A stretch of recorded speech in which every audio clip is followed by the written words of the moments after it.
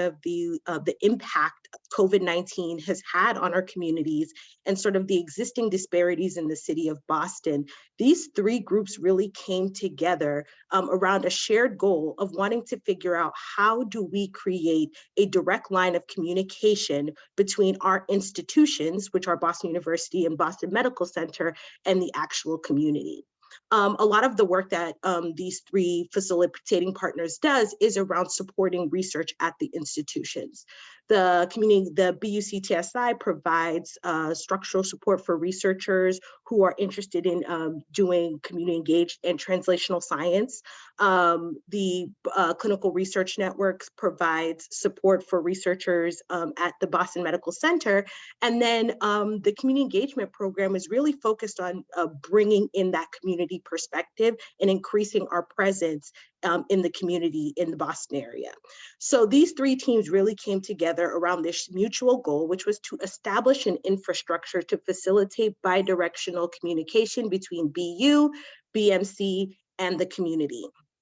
Our other mutual goal was really to improve the systems within our different institutions to support research that reflects the diversity of the BMC patients and the people that we serve. So with that said, we want to talk about who are the community advisory board members. And please excuse if you see me looking up, it's because I have double screen. But our Health Equity and Research Community Advisory Board members are 8 Boston area community leaders representing 7 different organizations. Our members, one of the biggest strengths of our CAB is that they come from diverse backgrounds and have lots of different perspectives and lots of different experiences within the Boston community. We have members that come from We Got Us, Project Bread, True Alliance Center, the Greater Boston National Pan-Hellenic Council, Beyond Patient Health Equity, the YMCA, and the Harborside, East Boston Harborside Community Center. And so with this partnership has culminated in over sort of a year's worth of collaborative efforts from these 8 members, excuse me. So the goal of our Community Advisory Board is really to, as I said, establish that bidirectional communication between researchers at BU, BMC, and the Boston community. The way that we do that is, and these different goals come directly from our Memorandum of Understanding. Our CAB was doing this by developing guidelines for researchers to make research more community driven, reviewing research proposals at BU and BMC to advise researchers on what they can do to make their research more community driven, and then making recommendations to the actual systems themselves, BMC and BU, to improve support for equity in research. So one of the things that I wanted to make sure that we covered is how long our CAB has been working together. So our CAB started, the efforts for the CAB started in 2021, late into the fall. And the 3 facilitating partners I mentioned kicked off their sort of CAB recruitment efforts. And during this time, we held prospective member meetings and really got a chance and opened sort of this call to the community for folks who are willing to commit to this Community Advisory Board. In November and December, we were able to finalize and commit these 8 CAB members who then began to attend monthly meetings and also co-developed together with us the Memorandum of Understanding. And you were able to see a couple of the bullets that we pulled from that Memorandum of Understandings of the goals that we hoped for the CAB to accomplish. In February of 2022, we really started to get into the actual sort of advisory board process. And one of the things that we did is that we piloted our research review process. With reviewing research, we wanted to make sure that we had a systematic approach for supporting researchers to be able to improve equity in their work. Hence, we piloted our research review process and also reviewed a couple of trainings to see if our CAB really wanted to, really felt that there were capacity building efforts that they could take forward in order to effectively review research. And I want to be mindful to add that all of these things have been done and completed by the CAB with support from our different facilitating partners. In March and July, we realized that we wanted to focus, the CAB realized they wanted to focus on the development of their equity in research rubric. So they wanted a tool or a guide that would be able to inform researchers of what were the different ways that they could improve equity in their projects and help them to build this tool to guide researchers in their projects. And they focused on that for over several months. Towards the end of the summer and early fall, we got into our dissemination. And the dissemination really was an opportunity for the CAB to, number one, pilot this rubric and share it with the end users, which were researchers, to get their input on how effective they found the rubric, to incorporate some of that feedback into the rubric and make changes before initiating another review process late into the winter. In November and December 2022, the CAB was able to launch their second iteration of the review process and review several research proposals using their equity in research rubric. And by January and February, which are the months that we're getting into now, we've been able to take time to step back, reflect on the process that we've engaged in over the past year, and are doing that to update our current memorandum of understanding. So last but not least, I think with all of the work that the CAB has done over the last year, we really wanted to highlight some of the working conditions of the CAB. So the structure that makes this all possible is our CAB engages in monthly 90-minute virtual meetings. We have work groups that are convened as needed. And these work groups are specific small groups of maybe 2 to 3 members of the CAB that come together and devote extra time to different projects or initiatives that the CAB is interested in.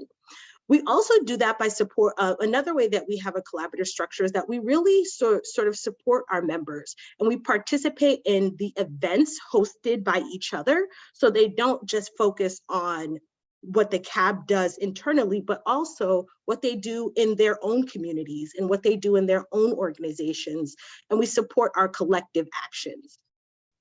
Other working conditions of the CAB is that the CAB is keen to have an 8-member consensus in all sort of decision making. It was very important that they felt that every single person on their advisory board had a voice and was able to contribute to any and all decisions that are being made with the CAB.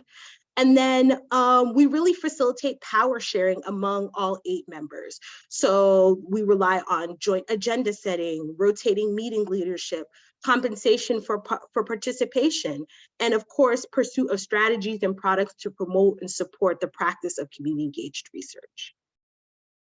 So with that said, I am so thrilled to turn it over to our panelists, our actual, these are 3 of our CAB members.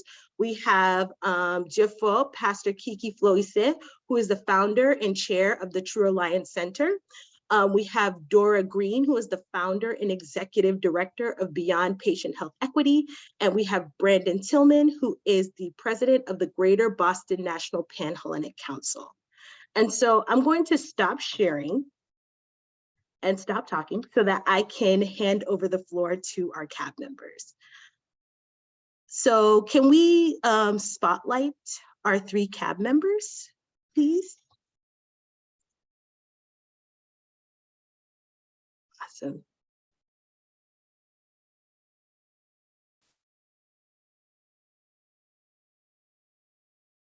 Hello, and thank you for joining us, guys. So before we sort of get into our moderated questions with Linda, we want to take the time to get to know each of you a little bit. So we want to go around, and if you can tell us about who you are. I know I already stole your name and your title, but if you can tell us who you are, sort of your role on the CAB, and why did you get involved with this community advisory board? So I'm going to start from my screen. So I see Brandon. Okay. Can you hear me? Yes. Okay. Yeah, this is a new device that I'm using. So, good evening, everyone. Brandon Tilghman.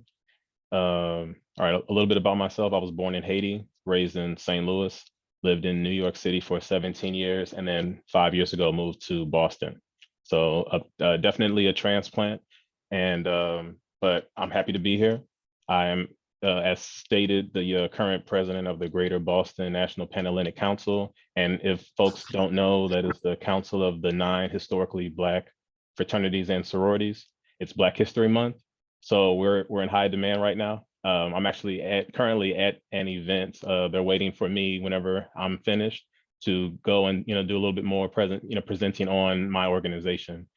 So if folks don't know, the 9 historically Black organizations include, there's 4 sororities: Alpha Kappa Alpha, Delta Sigma Theta, Zeta Phi Beta, and Sigma Gamma Rho. And then there's 5 fraternities: mine, Alpha Phi Alpha, Kappa Alpha Psi, Omega Psi Phi, Phi Beta Sigma, and Iota Phi Theta. And one of the reasons that I joined the CAB was kind of, well, it makes sense based on what I just said. I wanted to make sure that I was able to represent all 9 organizations. Whenever we have meetings, I listen to different concerns, different issues surrounding health, and especially after the pandemic started, I listened, and I wanted to make sure that there was kind of one voice. And so what I did is I just kind of collectively gathered notes on what members of we call ourselves the Divine Nine. I gathered information and just put it in my pocket and made sure that when I brought it back to the CAB, members of the fraternities and sororities were represented, and certain fears or certain desires that they had. Thank you, Brandon. Sure. Dora? Good evening, everyone. Let me know if my back, are you able to hear me? Really? Okay, great. So my name is Dora Green. As stated, I am the founder of Beyond Patient Health Equity. And about myself, I am Ugandan, Tanzanian. I'm first generation born here in the United States. I'm also a mother of 2 beautiful under 2 kids, as well as a wife. And I have a painful passion to health equity. And I also do that on the side at Takeda, which is a pharmaceutical company. So sharing with some of you, if you're familiar with that company. But this is something so important to me throughout the diaspora. I think is really important to have these conversations and to be involved at the crux of it all, which to me is research. And so I'm so grateful to be on this panel with Pastor Kiki and Brandon, and to have had the pleasure to work alongside Rebecca and Jennifer. And I'll pass it on to Pastor Kiki. Well, thank you so very much, Dora, and good afternoon to you all. And great to see you all, and thank you again. I'm so grateful to God and so grateful for the CAB, and especially tonight, so grateful to the other panelists. As Brandon was born in Haiti, came to the States at the age of 21 as a young adult, seeking a better life for myself, as well to help my parents, family members, friends, neighbors. And that's what definitely the life in America is. Being undocumented for so many years, traveling to different states, New York, New Jersey, Pennsylvania, and then made my way to Massachusetts. So grateful. The co-founder of my church, which is the Total Health Christian Ministries. You can understand why our ministry is called Total Health. It's a holistic approach of the human being. And then also I chair the True Alliance Center, as you can see. A few other organizations that I also chair, and working closely with the Haitian the broader Haitian immigrant communities, not only the greater Boston, but throughout Massachusetts. Again, I joined the CAB because I see the diverse human resources that I can definitely tap on, and also making some greater connections and learn more about other communities, other issues they're facing. But when it comes to research, so I joined the CAP basically just to inform the researchers about the specific issues facing the Haitian community, how best they could definitely work, how best they could definitely support just the work that I'm doing, but also through collective actions with other groups. Thank you. Thanks so much, everyone, for those wonderful introductions. So now that we all get a sense of a little bit of your backgrounds, with the work that we've been able to sort of accomplish with the CAB over the past year, I'd love to hear sort of what is your vision for the Community Advisory Board, and sort of talk about some of the successes that we've had over the past year.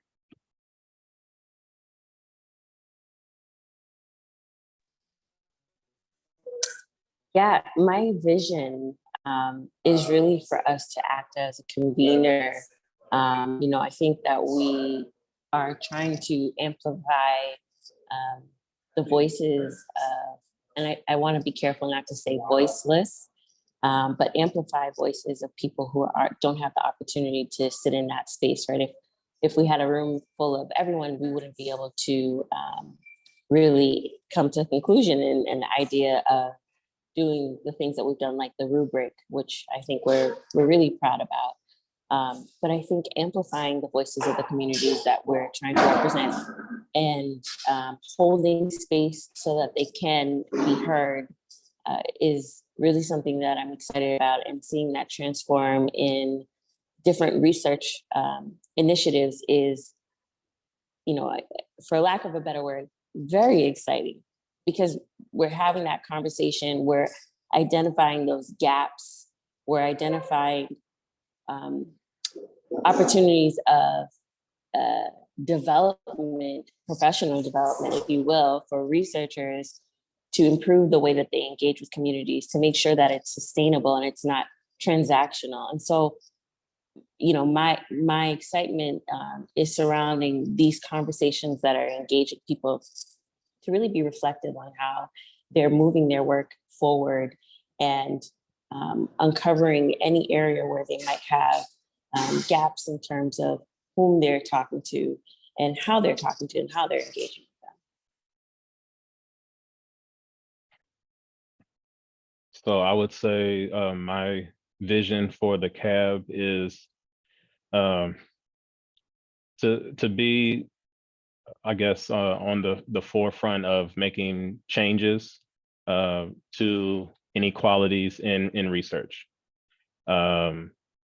I feel as though the CAB should really represent the community, and one of my visions is for maybe just a little bit better representation of the community, because I know we're very new, and there are different community groups that I feel are not a part of the CAB currently. And so one of my visions would be to, especially those vulnerable populations, to see representation from all of those stakeholders as members of the CAB.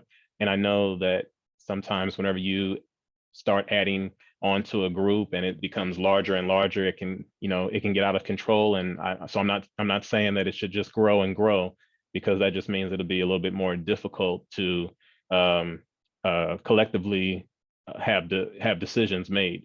But that leads me to the next point as far as the successes.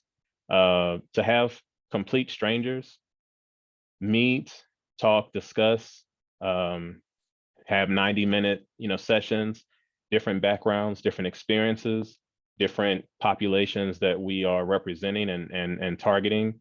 Anytime we have a meeting and we need to take a vote, a lot of times we're able to have good discussion, allowing for everybody to have their voices be heard.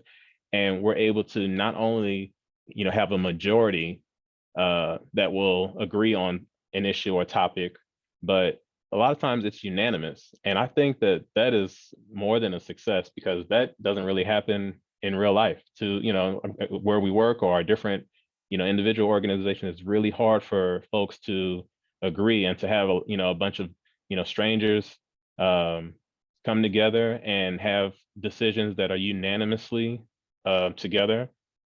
I think that's a great success. Of course, the rubric as well, but just in general, just to have votes where it's unanimous, yes or no, yeah, that's a winner for me. Well, again, just a vision, just for the CAB, I would like to see the CAB to serve as a catalyst, as a teaching catalyst for healthcare stakeholders, meaning the hospitals, the health centers, and the researchers. Basically, just we are informed how critical research is in collecting the quality data. And then as practitioners, I call us practitioners, because dealing with the community every day and seeing the issues, I think we are best able to articulate and convey to the researchers what our community is going through, okay, in that aspect. And they can definitely help us to just serve better our community. So we could use definitely the research they made to help improve quality of life in our community, and also inform also all the policymakers, even elected officials, basically making bringing and enact the best laws policies to benefit the communities. So that's basically what I've seen in terms of vision moving forward for the CAB. And then I would definitely see a much more a comprehensive approach of see if we can bring some other groups as well to the CAB. As you can see, we're only 8 for now committed. I know just everyone else is so very much involved in other things they're doing, but I would like that to take place within the CAB also, just by bringing just other ethnic groups to that, so that it will be extremely beneficial for us, again, who started, because we have determined some of similar issues facing some of the communities, but there are other specific issues facing other communities that we can learn about it. And by combining our efforts together, we could definitely, through the rubric, develop a much better approaches of how research should be conducted. And in terms of success, again, I believe that Jennifer alluded to that in terms of working together. We work together with We Got Us, helping our community get access to acupuncture. We've organized so many back to school programs, comprehensive health resources, so that all of us came together to serve and to benefit the many families, existing families here, and especially right now, the new arrivals that we've been having coming up into our doors on a daily basis. And that work will continue, because, immigration come with different policies, different benefits programs. We just got the poor programs that benefit lots of Haitians, Nicaraguans, Venezuelans, Cubans will be coming up again. And I think that model that we have established will definitely benefit them. Thank you guys for sharing those experiences. And just to sum up a little bit of what sort of I heard, I think you all sort of so amazingly covered a lot of the discussions that we're having right now as we sort of reflect on the year that we've had and update our MOUs. So trying to figure out, how do we sort of increase our representation, recognizing that there's so much power in the diversity of the group that we currently have, and how do we sort of build on that? And definitely recognizing how we all have so many of these different partnerships to leverage, and supporting each other doesn't just look like our presence on the cab, but it looks like showing up for each other in these different avenues and these different events. So really appreciate you all highlighting those things.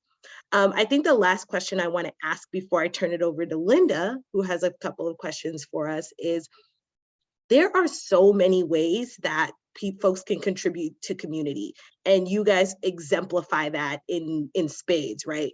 So why did you want to focus on research specifically? In all the ways that you could do the work that you do, why research specifically?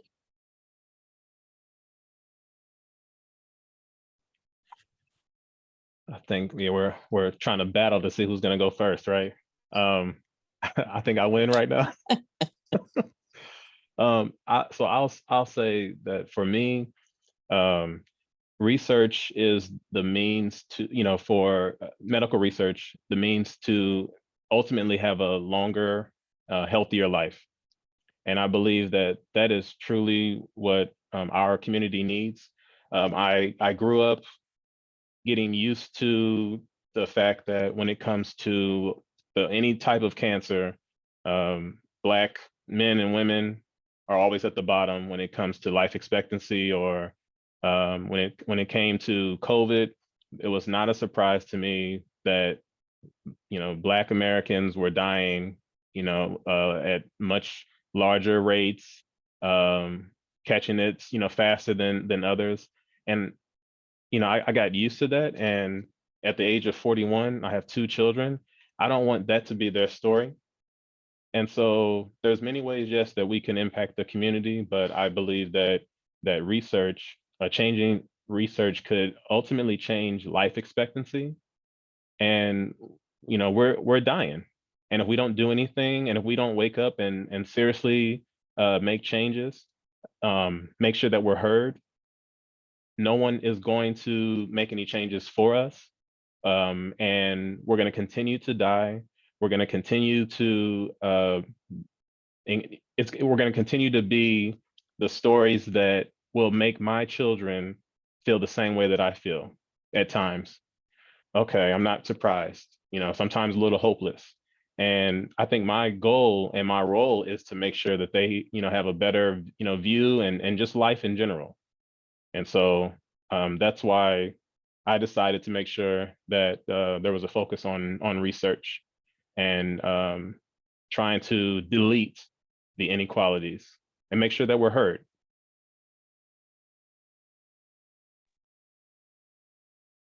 I think I second you, Brendan, regarding the importance of research among Black communities. So, as you know, we are part of Black communities. We don't have a data desegregation in terms of Haitian and Black. We always fall within the Black community, and then all the statistics shown.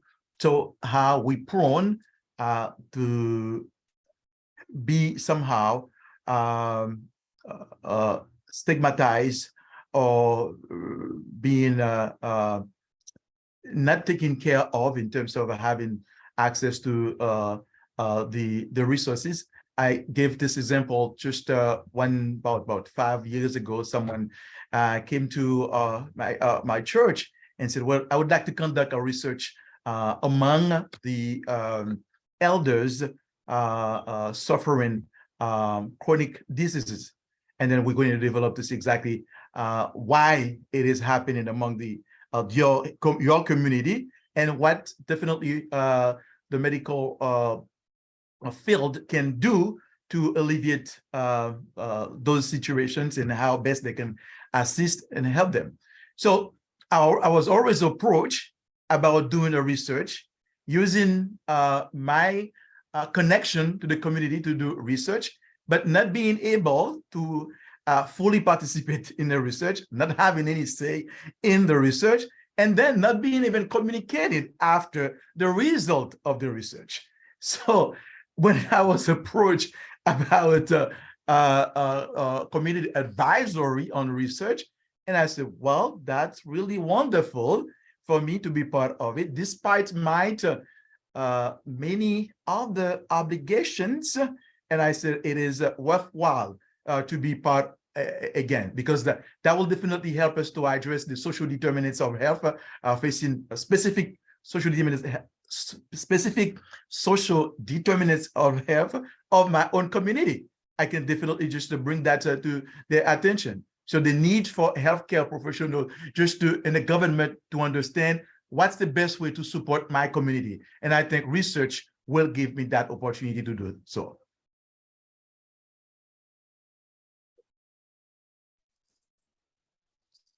Pastor Kiki, I'm so glad you mentioned data.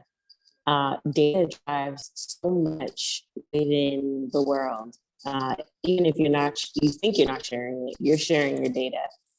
And AI is learning from the data that's out there, the data specific to research, specific to creation of new and novel medicines in precision medicine, in the advancement of medicine. And if we are excluded from the conversation, I believe that we will be excluded from the delivery of chronic illnesses and diseases, and we will remain within the realm of experiencing health inequities forever and ever. Amen. And so for us, thank you. I know I'm slowly coming in. Thank you for bearing with me. I'm in a Whole Foods.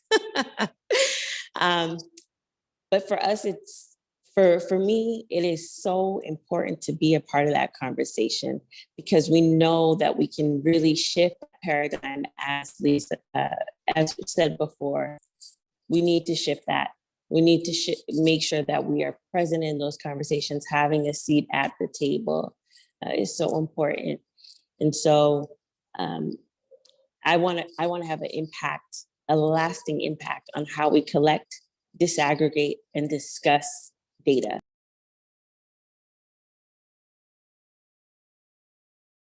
Thank you all for those powerful insights. I'm going to turn it over to Linda, who has a couple of questions for us as well. Great. I'll get us started with a couple more questions. Well, I'll continue us rolling because we definitely have started with a few more questions. I really appreciate just the importance of research and how you framed it in terms of moving forward and why research, as well as the successes and the vision that you all have had.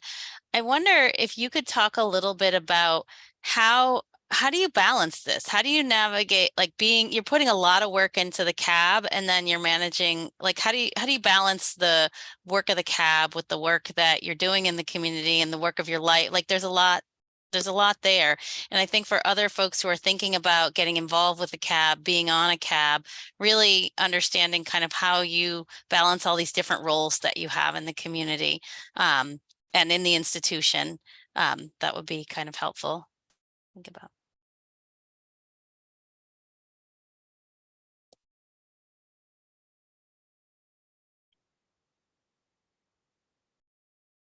I guess Brendan wants me to go first, so.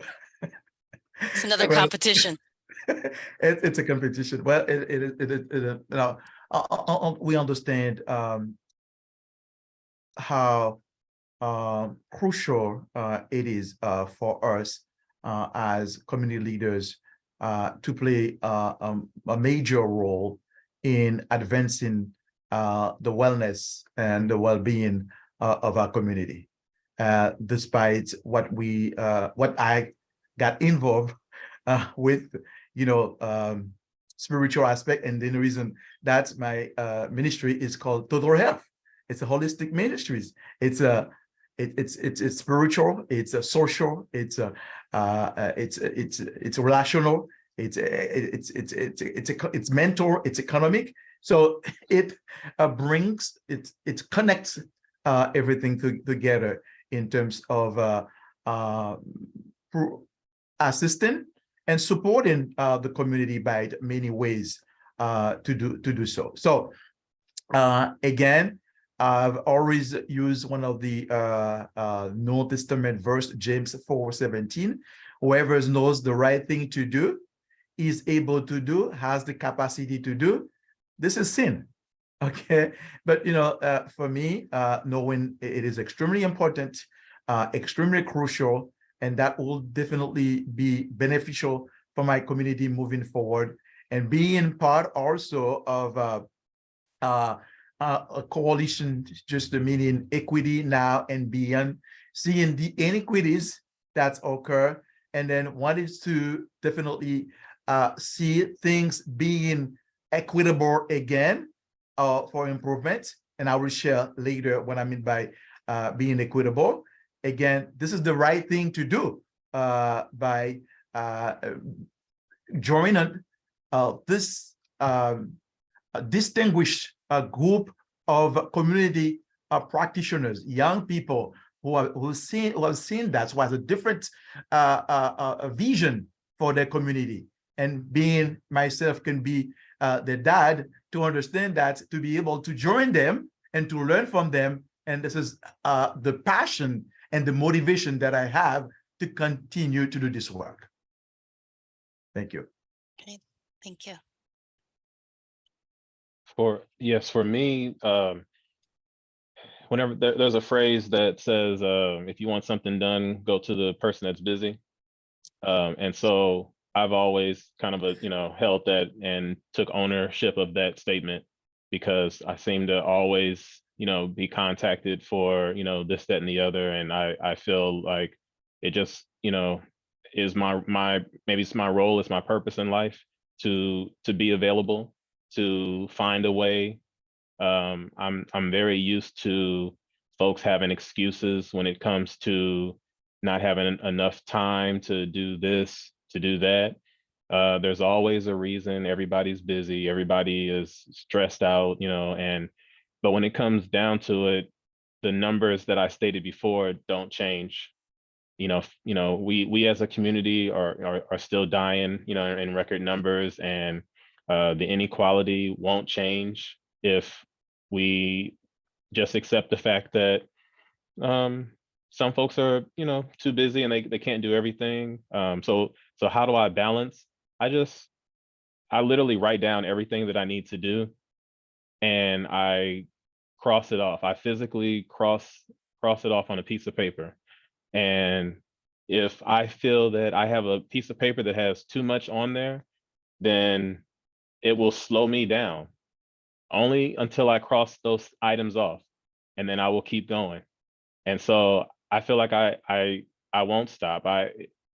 It's hard to explain, how do I keep going, other than the fact that I feel like that was who I was created to be, a go-getter, someone that just finds a way, works it out, and also to be an example to others, because I was told growing up, don't be like your father, don't be like your uncle. Basically, don't be like a lot of the men in your family, be the example. And so that was really hard to take. I had a lot of negative influences, and I was told to be the example that I want myself to be. And so, yeah, I just want to be the example with, I have my 2 kids now. I want to make sure that they're able to see, daddy, he's able to do this, he's able to do that, he gets it done. He includes me. There's been many times when they have seen both of my kids in the background on the Zoom, so that they're a part of it, and basically just mixing in what I already do. The cab, I blend it into what I already do. So if it's virtual, I can have a meeting anywhere. So that makes it much easier. And if there is a focus that the cab is targeting in a particular month, I can make sure that the Greater Boston National Panhellenic Council is able to support. And so that's a way that we're also, doing what we do anyway, but now I don't have to have 2 different things going on at the same time that can overlap. So I try to make my life easier as well. So That's great. Thank you. Dora, did you have anything you want to add? Yeah. Well, I guess so. As I shared earlier, and as you can probably tell, I'm having a lot of technical difficulties because I'm in Whole Foods, because I dropped off my kids after work so that I can attend a nonprofit event in support of health equity. And I think, as I shared, it's personal. I think we're all on this call and we're all listening. And it's so important to me. So finding the balance, it's not how will I find the balance, it's I will find the balance. I'll make it work. And, I'll shift, I just went from the iPad to now to the iPhone, just so that I can continue in this conversation because it's important. Something that I think about often, and not in any way am I overtly religious or could be considered so, but I do resonate with things that are within the Bible. And there's a verse from Isaiah 6:8 that says, "Whom shall I send?" And who, on so many levels, when I think of social justice and racial health, who's going to go for us? Who am I going to send? And so that's really, when I think of the balance, there can be a lot of reasons, like Brandon said, where I won't be able to make it, or, I'm going to have 20 minutes literally up to myself of thinking time. But what is the impact that I'm doing at the end of the day? And is the cost too much? There is importance in taking that time to rest, to recollect yourself, to observe, to reflect, to listen. That is very much important. And also to go and to know when to go. So having that balance.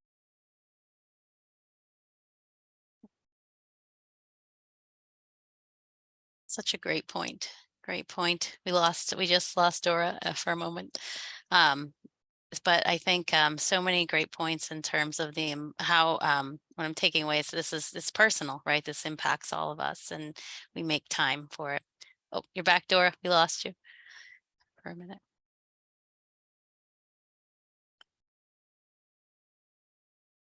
Okay, so I'm gonna jump into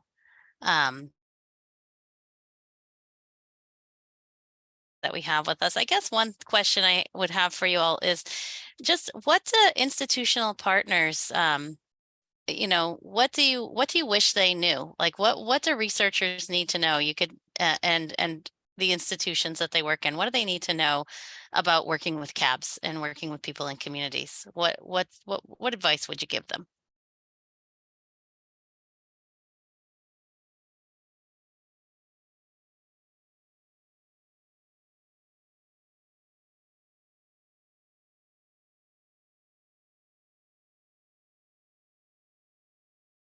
Okay, can you hear me? Yeah. Okay. So the advice that I would give would be to, I guess, always consider inclusion of all parties that you might not necessarily know need to be included.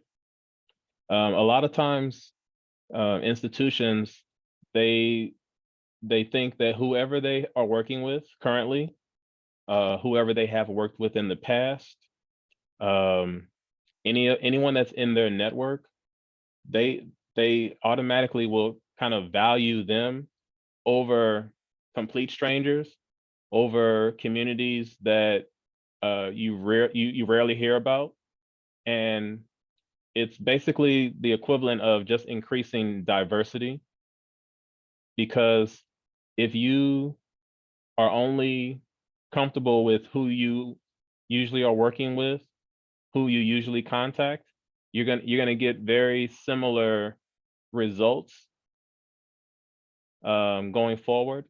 And so just to be more open-minded and intentional, and be very, very honest about who are you targeting, who are you reaching out to, who are you working with, and at the same time, who are you not? And to just think about the reasons why you may not be working with certain groups, certain individuals, certain populations. So I say it's kind of like, diversity, equity, inclusion. It's to think about those unconscious biases that we all have, everyone on this Zoom, to think about it and to actually address it. That would be what I would say.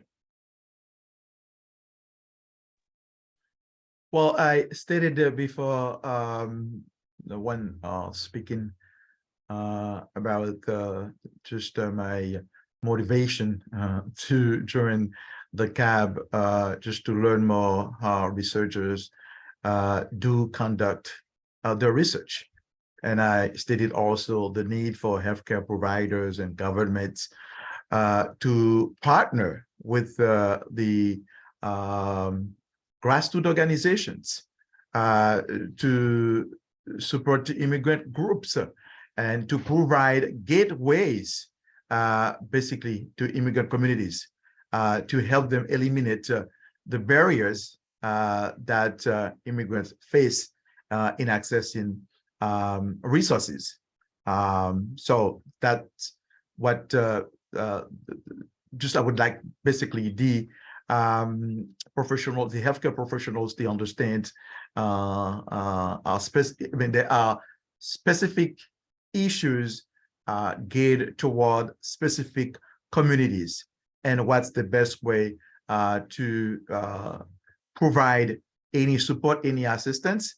And I know that they have to conduct those research, but the need for them to learn and to be educated about the community is to build that relationship with the grassroots organizations as well as community leaders connected to the community as practitioners dealing with on a day-to-day situations that those immigrants are facing.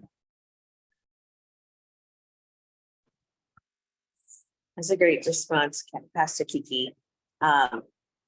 For me, I think it's important that researchers know that we are not the end all be all, and that it's important to continue their self-education, recognizing their own power, privilege, and positionality in regards to how they're viewing this research, right? How they're viewing the experience, how they're humanizing their participants or their particular studies, because that can impact, right? My worldview is going to be wildly different from the next person. And I understand that my privilege is I am college educated, I have a graduate degree. And so those are factors that are so important that I think is important for a researcher to keep in mind, right? They can come to the CAB, but what are you doing after that? How are you continuing your education, your journey? Health equity is very much a form of professional development. Like Pastor Kiki said, it is the right thing to do. And it should be an opportunity that anyone, regardless of how they identify, should be able to attain optimal health. And so that should be the foundation to proliferate a bunch of different questions for researchers to continue their educational journey in terms of how do I embed health equity, right? Not make it a checklist, but embed it so that it is something imbued with my work and why I'm doing this work.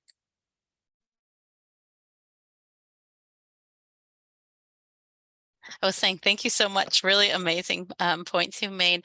I wonder, are there any questions? I want to turn it over to make time for folks in the audience. We're just learning so much and so grateful to Brandon, Pastor Kiki, and Dora for being here with us this evening. Are there questions that folks in the audience might have for them? You can throw up your hand, you can put it in the chat.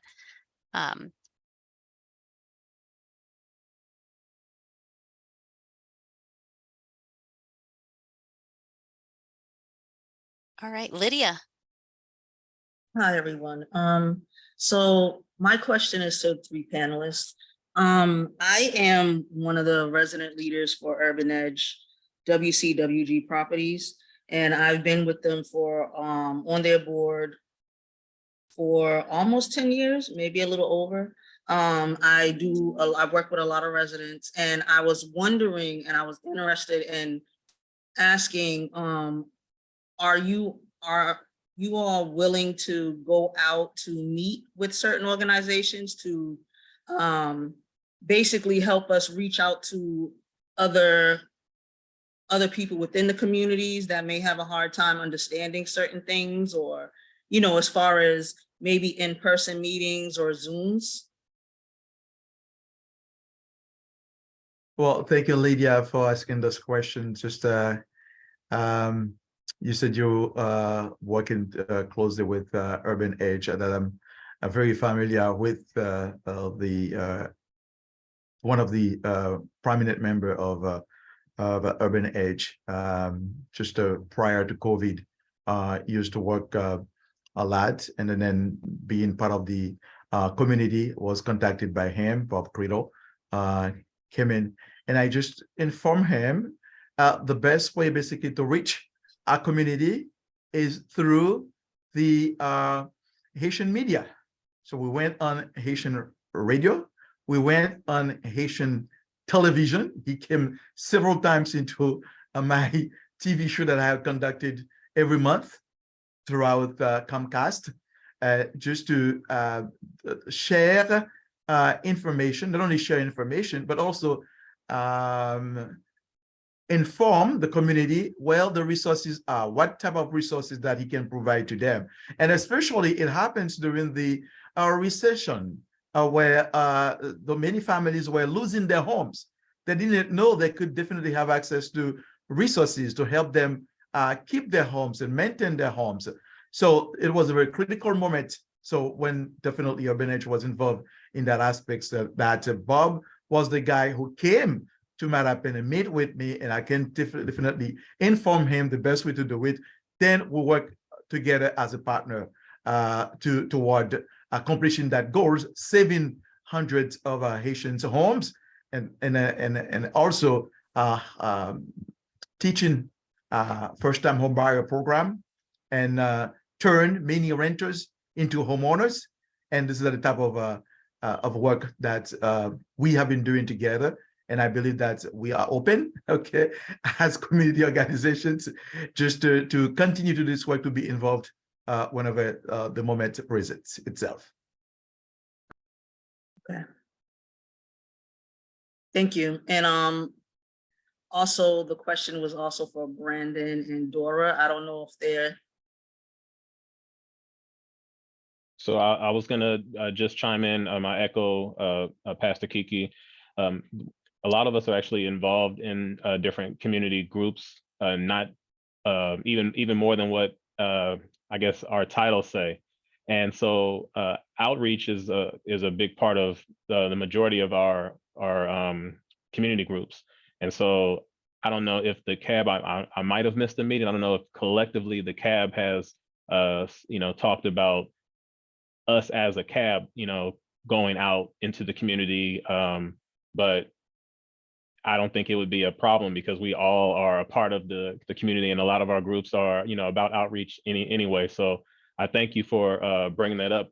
That will probably be something that will be discussed at one of the next meetings. But I don't see that being a problem at all. That's kind of who we are. Okay, thank you. And Dora? Yeah, I echo Brandon's sentiment. So Beyond definitely does do events in collaboration with other organizations to provide materials, educational materials for people to make informed consents in regards to their health, or just sharing general medical knowledge if we have the opportunity to do, which I will put a plug in later on branding about our upcoming event. But yes, we are definitely open to it. And, I think as a CAB member, I think that's something that we can definitely discuss.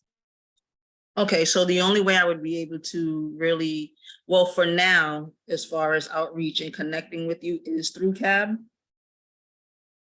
And through, I think also it was mentioned through their organizations, but if we're happy to connect everybody after, if that's helpful. Or you could put, maybe you guys, if you want to type your contact in the chat, the best way to reach you in the chat, then we can share it that way as well. There's no time like the present to make a connection. So I mean, because I deal with a very diverse community, and yeah, you know, it's always, you know, when it comes down to our yearly block parties, we have city councilors involved, we have the mayor involved, we have Boston Health Commission involved. So many people put in for this block party that we do every year. Boston Police Department, they send fire trucks, ice cream trucks, you know, a lot of things for the kids. So I'm always very much interested in trying to bring more resource information or even networking to the community. Anything that would help families and kids or even our seniors. So, you know. yeah, no, that's great. And think Lydia, my name is Rebecca Lobb. I also work with the Community Engagement Program and with the CAB. And I would be happy to share any information about events that you have coming up with other contacts at BMC who might be interested in hosting, you know, providing health information or other ways to work with you on your event. So I can put my email address in the chat as well, and feel free to reach out to me and I can share your event information with others and hopefully find other opportunities to collaborate. You know, that sounds great, and I really appreciate it. And I'm going to send you my information as well. Thank you. Okay, you're welcome. Thank you Thank all. you. Excellent. And Dora, I see you just put a plug in the chat, and I know we're getting late. I feel like I could talk to you all night, but I know we all have next items to attend. Do you want to talk a little bit about the event that you put in the chat? Yeah, and thank you so much for letting me talk about my plug. So on March 5th, we're really excited. We have an event coming up, which is called Beyond the Birth, and it's targeted to persons who can become pregnant, who have had their first pregnancy or even their second, whichever pregnancy it is. But really, what does it look like to thrive postpartum? That's where we see a decline in support, specifically with women of color and especially with Black women. And so we want to create a space where these people who can become pregnant can engage with other persons who can become pregnant, as well as doulas, and to hear from 3 people across the healthcare ecosystem. So a midwife, a doula, and then a postpartum specialist who works at BMC and sees patients who are high risk and are really experiencing a plethora of different complications postpartum. And we want to share that information and, you know, just have a good time, eat some good food, things of that nature. So I hope you're able to RSVP, which is the link that I sent. Great. Thank you so much. And thank you all for coming this evening. I'm going to put up some quick last slides for, I also have a quick announcement for our next session. Melanie, I don't know if you want to, or Jen is sharing slides. I can see one of your screens, but let me move it over so I can see the whole thing. So next. Was I sharing both of them? Huh? Was I sharing both screens? That's weird. Oh, no, I think it was just mine screen. So Okay. I think you're good. You just had to advance. Yep. And so if you go to the next slide. So next month, we're really excited. We're going to hear a little bit about evaluating community engagement. How do we demonstrate our impact? What does that look like in the context of community engagement? And we're excited that Dr. Melanie Goodman is going to join us, as well as Dr. Shobha Rahamadan is both joining us. So we are really excited to hear from them. A lot of times we want to hear about, well, how do we measure what it is we're doing? How do we know that we're successful in achieving our goals? How do we capture that? And there are a lot of ways you can do that, whether it's through stories, whether it's through numbers. And so we'll be hearing from them next month. And so, as always, we welcome you. I want to everyone give a round of applause, show some love with your emojis for our amazing speakers this evening. Just a really phenomenal panel, a lot of learning, and just a lot of commitment and dedication, you know, out there doing the work, putting it time in to advance the health and well-being of all of us. And so everyone, you know, you might want to give yourself a hug and some love because you're all doing this work. And so really just wonderful work is happening. So with that, I leave you. We're a little over this evening. But I know everyone has the next place to be. But thank you so much. If you're interested in getting more involved in our speaker series, give us your email in the chat. If you're interested in sharing or being on our mailing list, please feel free to put your name in the chat. We'll follow up with you. But really, really great work that you're doing in the community. So keep it up. Thank you. Thanks, everyone. Thanks. Thanks, everyone. Thank you. Thank you so much. Thank you, everyone. Thank you, Pastor Kiki and Brandon. It was so great to see you. Yeah. Thank you. And Well, good luck with your talk that's up next, Brandon. Yes. Thank you. Good job. Good job, Good luck. Brandon. Yeah. you as Amazing. well. Yeah. All right. Bye-bye. All right.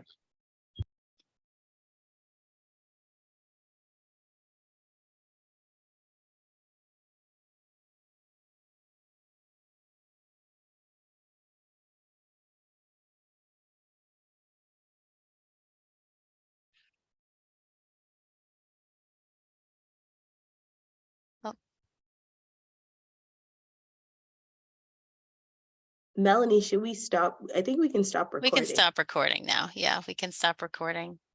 I can do that too.